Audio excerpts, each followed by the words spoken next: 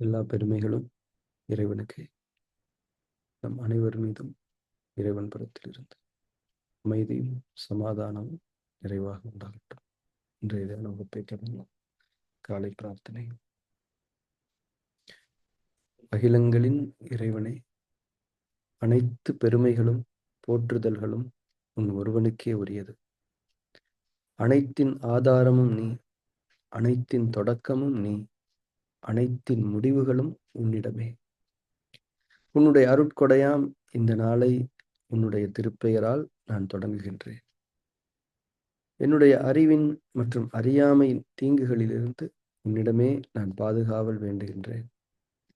என்னுடைய பெருமை மற்றும் பொறாமையின் தீங்குகளிலிருந்து உன்னிடமே நான் பாதுகாவல் வேண்டுகின்றேன்.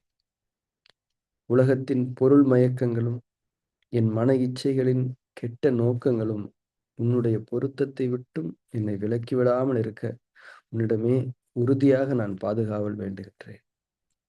இன்னும் என்னுடைய தவறுகள் மற்றும் பாவங்களுக்காக உன்னிடமே நான் மன்னிப்பை வேண்டுகின்றேன். மன்னிப்பவனே, என்னை மன்னிப்பாயாக. நேர்வழியில் என்னை நிலைத்திருக்கச் செய்வாயாக. உன்னுடைய அருளை கொண்டும் கருணையை கொண்டும் உன் புறமிருந்து நற்குணங்களை கொண்டும் ஞானங்களை கொண்டும் என்றென்றும் என்னை நீ வழி நடத்துவாயாக. நீ என்னுடன் எப்போதும் இருந்து கொண்டிருப்பதை என்னை எப்போதும் உணர்ந்திருக்கச் செய்வாயாக. என்னுடைய எண்ணங்களிலும் பார்வையிலும் பேச்சுக்களிலும் செயல்களிலும் பொறுமையை கொண்டும் நன்மைகளை கொண்டும் எனக்கு வழிகாட்டுவாயாக. எனக்காக நீ நாடியிருக்கும் நன்மைகளை தவறாது நான் அடைந்து கொள்ள எனக்கு நீ உதவி செய்வாயாக. நீயே என் இறைவன், நீயே என்னுடைய பொறுப்பாளன், நீயே என் இறைஞ்சுதலை செவியேற்பவன். செவியேற்பவனே, படைப்பாளனே, புதிய படைப்பாக என்னை ஆக்கித் தருவாயாக. புதிய வாழ்க்கையில் என்னை வாழ வைப்பாயாக.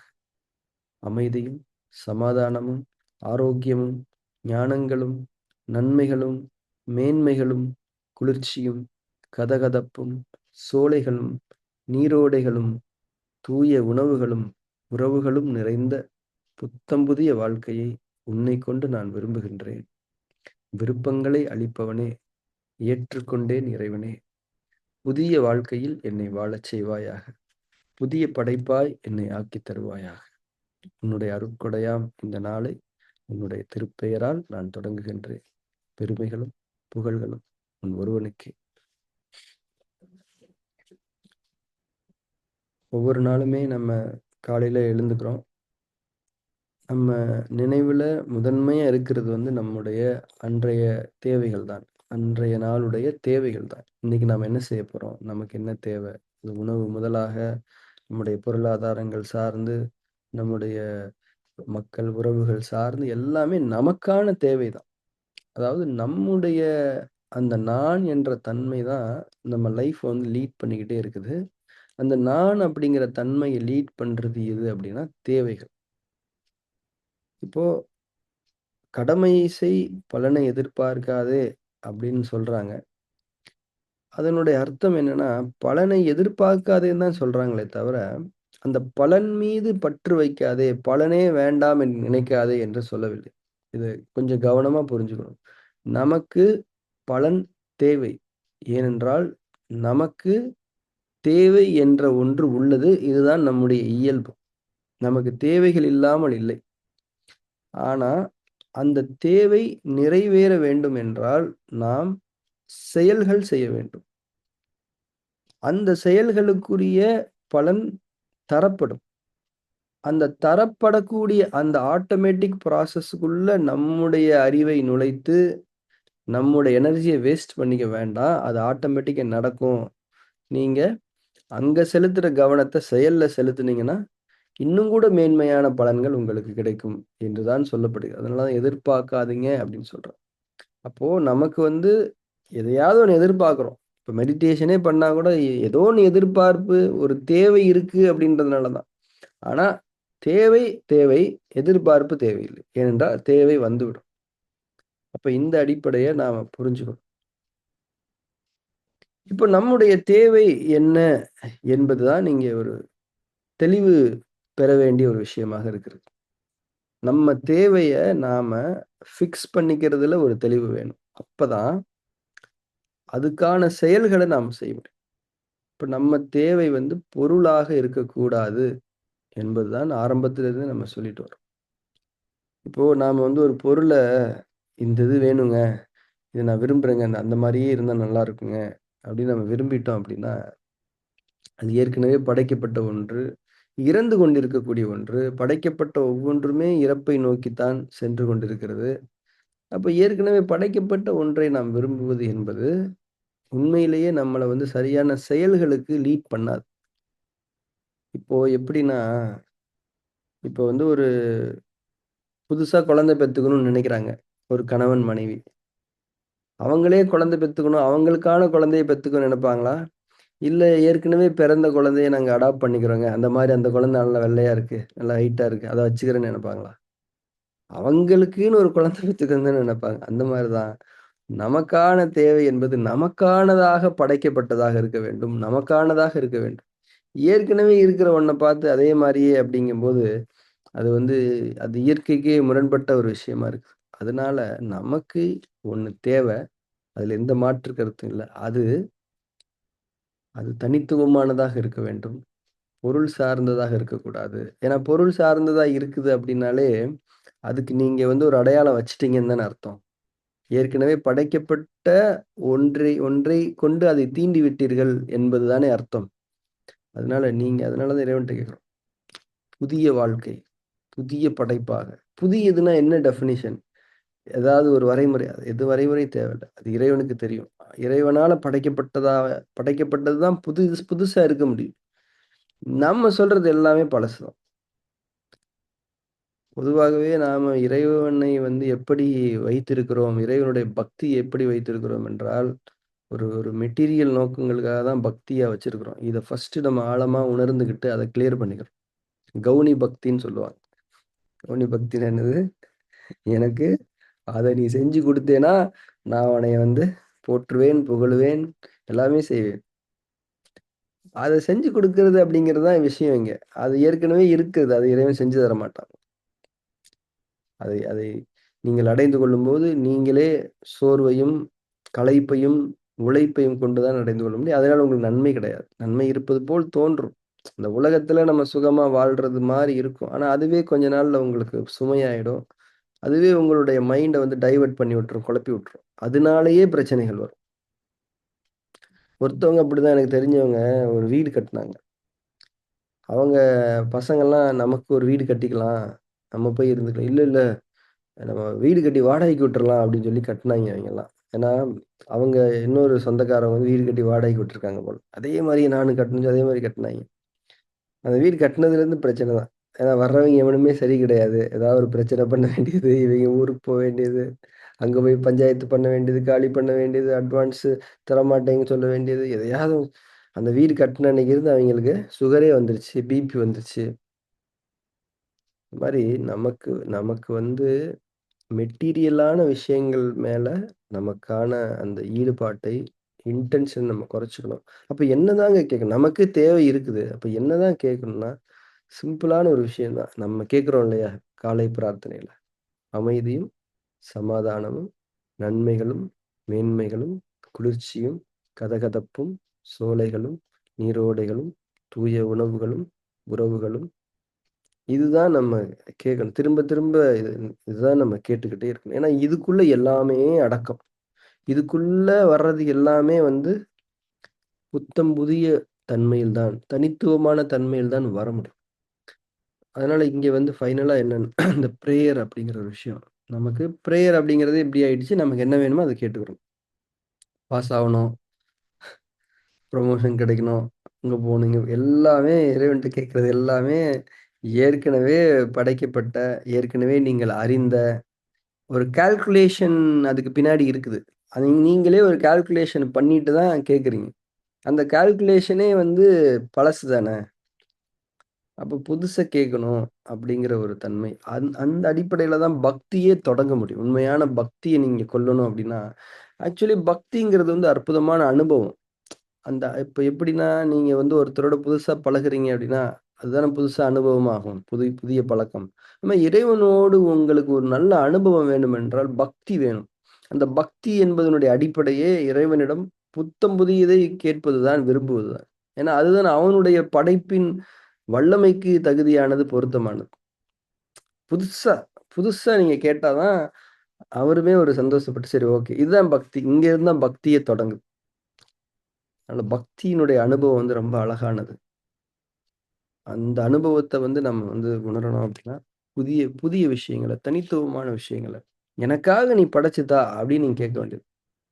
அவன் வச்சிருக்கேன் பார்த்தீங்களா, அதே மாரி ஒரு காருனா கூட அந்த நெறைய இந்த ஃபோட்டோலாம் எடுத்து எடுத்து ஒட்டி வச்சிருப்பாய்ங்க. சீக்ரெட் புக்க படிச்சுட்டு. அதே மாரி அதே கலர் வேணும். அதே ஒருத்தர்லாம் ஃபேன்சி நம்பரோடயே ஒட்டி வச்சுட்டாரு.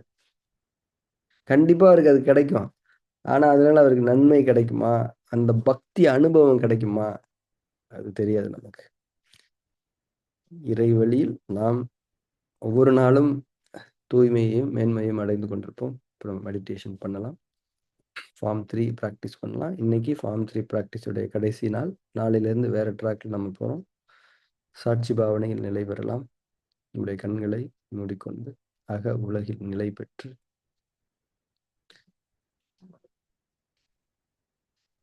நம்முடைய மனதை தூய்மைப்படுத்திக் கொள்ள வேண்டும். நம்முடைய மனம் நம்முடைய அகத்தில் இருக்கிறது.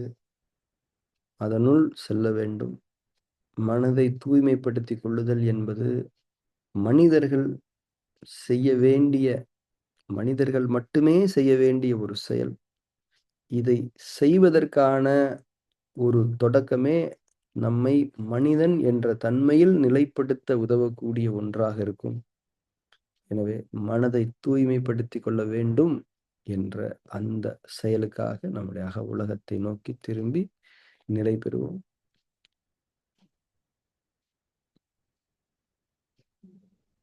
உடலை அதிஷ்டானாவில் நிலைப்படுத்திக் கொள்ளுங்கள். உறுதியான தன்மையில் அதிஷ்டானா இருக்க வேண்டும். மூச்சின் மீது கவனம் இருக்கட்டும். உணர்வுடன் கூடிய கவனம் ஒவ்வொரு மூச்சிலும்.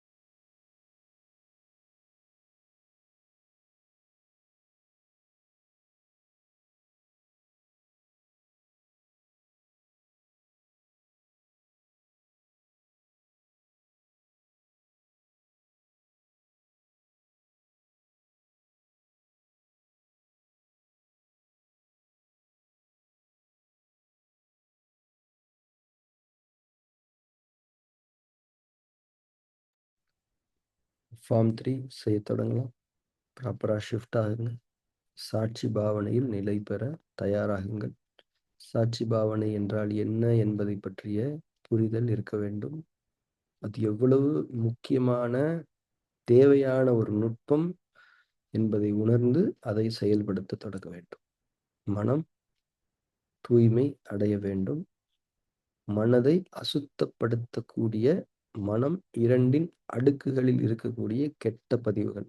அவை என்னவென்று நமக்கு தெரியாது. தெரிந்து கொள்ள வேண்டிய அவசியமும் நமக்கு இல்லை. ஏனென்றால் அந்த செயலை நாம் செய்யப்போவது கிடையாது. அது உயிராற்றலைக் கொண்டு நிகழ்த்தப்படும். உயிர் அதற்கான நுட்பமான சக்தி கூறுகளை வெளிப்படுத்தும்.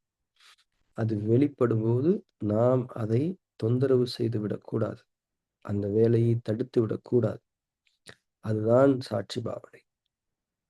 எனவே இந்த உணர்வோடு ஃபார்ம் 3 எப்படி பண்ணணுமோ அப்படி நம்ம பண்ணணும். ஃபார்ம் 3 செய்ய தொடங்கலாம்.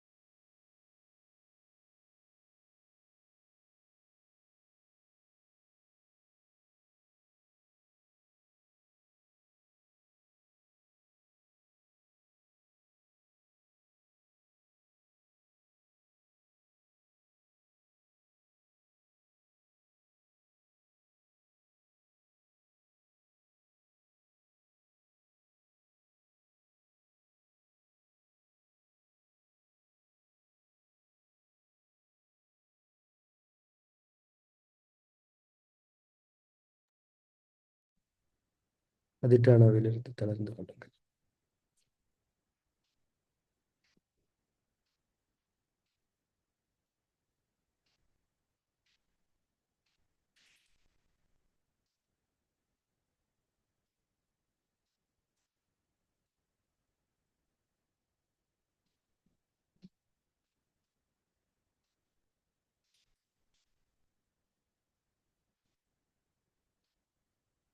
நம் தியானத்தை நிறைவு செய்து கொள்வோம். கண்களை திறந்து. எனக்கு இந்த கௌனி பக்தியை பத்தி பேசணும். கௌனி பக்தினா ஒரு லோவர் ஃபார்ம் ஆஃப் டிவோஷன். ஒன்றும் இல்லை, நீங்க மக்கள்கிட்ட போய் கேளுங்க. ஒரு கோயிலுக்கோ, சர்ச்சுக்கோ, இதுக்கோ, எங்கேயோ மசூதிக்கோ போய் நீங்க எதுக்காக இந்த மாதிரி கோயிலுக்கு வந்திருக்கீங்கன்னு கேளுங்களேன். உங்களுக்கு உண்மை தெரியும். எதையாவது ஒண்ணு சொல்லுவாங்க. உங்க வீட்டிலேயே கேட்டு பாருங்க. உங்களுக்கு என்னங்க விருப்பம் இருக்குது? உங்களுக்கு என்ன வேணும்? அப்படின்னு கேட்டு பாருங்களேன். ஏதாவது ஒரு மெட்டீரியலான ஒரு விஷயத்த சொல்லுவாங்க. ஏன்னா, அவங்க அத பார்த்துருக்காங்க. இதெல்லாம் இருந்தா தான் நமக்கு வந்து நன்மை அப்படின்னு அவங்க நினைக்கிறாங்க. ஆனா, அந்த நன்மை அப்படிங்கிற ஒரு விஷயம் வந்து அந்த பொருள் கொண்டு வரல. அவர்களுக்காக இறைவன் நாடிய நன்மை அந்த பொருளை கொண்டு வந்திருக்கிறது. பொருள் நன்மையை கொண்டு வரவில்லை. அது நம்ம மக்களுக்கு அது புரிய மாட்டேங்குது. அதான் சொல்றேன்ல, அந்த பக்தின்ற அனுபவமே நமக்கு வந்து இன்னும் இல்ல. நம்ம பக்தி அப்படிங்கிறது வந்து ஒரு லோவர் ஸ்டாண்டர்ட்ல தான் அத அனுபவிச்சுக்கிட்டு இருக்கோம். அது வந்து ஒரு ஒரு தூரமான ஒரு எக்ஸ்பீரியன்ஸ் அது. அதுவும் பக்தி தான். அது பக்தி இல்லன்னு சொல்லல. ஆனா இன்னும் கூட பக்தி வந்து நம்முடைய உரிமை. இன்னும் கூட நெருக்கமா இருந்து, அந்த இறைவனுடைய நெருக்கத்த நம்ம உணர முடியும். இறைவன் நமக்காக வந்து ஒண்ண படைச்சு தர்றது அப்படின்னு ஒரு விஷயம் இருக்குல்ல. கோயிலுக்கு போனா கூட, இப்போ நீங்க கிளினிக்கு நீங்க வரீங்கன்னா, என்ன பிரச்சனை? ஏது? என்னன்லாம் என்ட்ட நீங்க சொன்னா தான் எனக்கு தெரியும். அது என்னுடைய நிலைமை அது. ஏன்னா எனக்கு எப்படி தெரியும் உங்க மனசுல இருக்கிறது? ஆனா இறைவன்கிட்ட போய் நிக்கும்போது, நீங்க அவ்ளோ டீட்டெயில் சொல்லணும்னு தேவை கிடையாது. இந்த மாரி, "உனக்கு ஒண்ணும் தெரியாது என் மனசுல இருக்கிறத பத்தி. நான் கிளியரா சொல்றேன் கேட்டுக்க. இந்த மாரி ஒண்ணு வேணும். இந்த மாரி ஆயிடுச்சு." இப்படி என்னது இது? அப்ப இறைவனுடைய தகுதிக்கு வந்து இது அழகா என்ன? உங்க மனசுல விருப்பத்த போட்டதே இறைவன் தான். நீங்க கோவிலுக்கு போங்க. போயி சும்மா அப்படியே வெறுமனே நின்னுட்டு வாங்க அவ்வளவு. வெறுமனே நின்னுட்டு வாங்க. அதுகூட நீங்க அங்க இறைவன சந்திக்க போல. அந்த உணர்வ உறுதிப்படுத்திக்க போறீங்க அவ்வளவுதான். உங்க மனசுல எவ்வளோ அழகான விருப்பங்கள் இருக்குது. எவ்வளோ தனித்துவமான விருப்பங்கள இறைவன் குடுத்து வச்சிருக்கிறான். அத அப்படியே கொஞ்சம் யோசிச்சு பார்த்துட்டு நின்னுட்டு வெறுமனே அதான் அத பக்தின்ற அனுபவத்த விடுங்க. இந்த டெம்பிள் எக்ஸ்பீரியன்ஸ்ன்னு ஒண்ணு இருக்கு. அதுவே நமக்கு இல்ல. ஒரு கோவிலுக்கு போனோம் அப்படின்னா, ஒரு ஆழமான அமைதிய அனுபவிச்சுட்டு வரணும். அங்க போய் விஐபி டிக்கெட்ட வாங்கி முன்னாடி போய் பார்த்துட்டு, அப்படியே ஆசிட் ஊத்தி கத்திய காட்டுன்ற மாரி ரேஞ்ச அனுபவம் தான் நமக்கு இருக்குது. அந்த டெம்பிள் எக்ஸ்பீரியன்ஸே ரொம்ப அழகா இருக்கும்.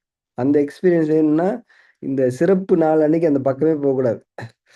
பார்க்கிங்ல இருந்து ஆரம்பிச்சு, உள்ள போயிட்டு கசங்கி தான் நான் வெளிய வருவோம். அங்கங்க விருப்பங்கள உறுதிப்படுத்துறது. ஒரே விருப்பம் தான் இருக்கும். கோயில்ல கூட்டம் இல்லாத அன்னைக்கு வந்தா நல்லா இருக்குங்க. So so anything you want to say? Mic.